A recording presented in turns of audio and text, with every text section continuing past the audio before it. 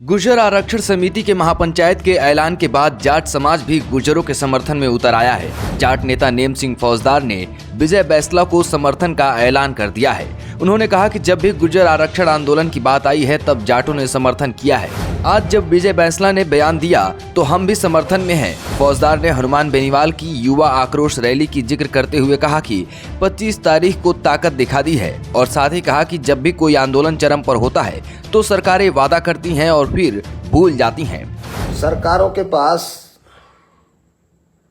जब कोई विकास का विजन नहीं होता है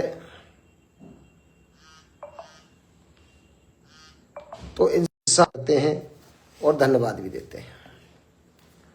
ये सत्य है कि हक की लड़ाई में कभी निमंत्रण नहीं भेजे जाते। जिनका जमीर जिंदा है वे स्वयं चले आते हैं। ये ताकत 25 तारीख को जयपुर में दिखाई।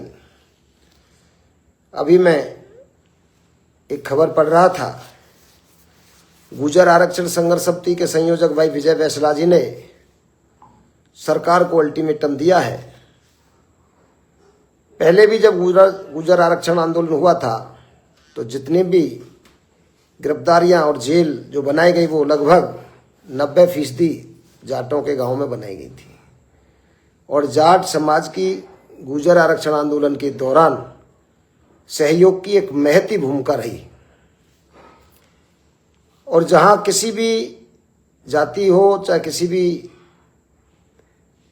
व्यक्ति विशेष के साथ कहीं भी कोई अन्याय हुआ है तो निश्चित तौर पर हम लोगों ने बढ़ चढ़कर उस हक अधिकार की लड़ाई में अपनी सहभागिता निभाई है।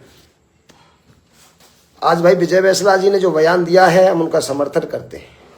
सरकारें बार बार वायदा करती हैं, लेकिन जब आंदोलन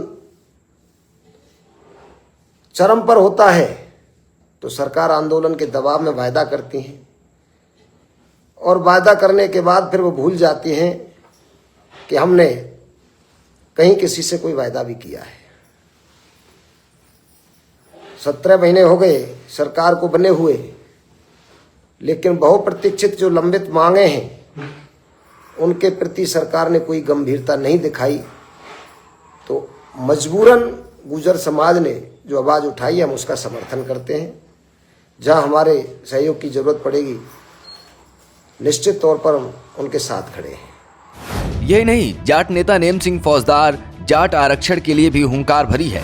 फौजदार ने समाज से आह्वान करते हुए कहा कि भरतपुर धौलपुर में जाट आरक्षण की मांग चल रही है और अगर जाट आरक्षण चाहते हैं तो जल्द ही आरक्षण संघर्ष समिति की बैठक बुलाई जाएगी और बड़े आंदोलन की रणनीति बनाएंगे। अब हम बात करते हैं भरतपुर धौलपुर के जाट आरक्षण की।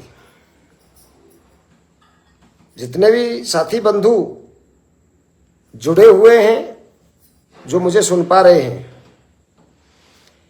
कई भाई लोग फोन करके कहते हैं कि आरक्षण के लिए कब और कैसे लड़ाई लड़ी जाएगी। अगर वास्तव में आप लोग चाहते हैं कि हमारा हक हमको मिले तो जनता से बड़ा कोई नहीं है। अपने आप को एक एक व्यक्ति ये समझे कि हमारा हक और अधिकार है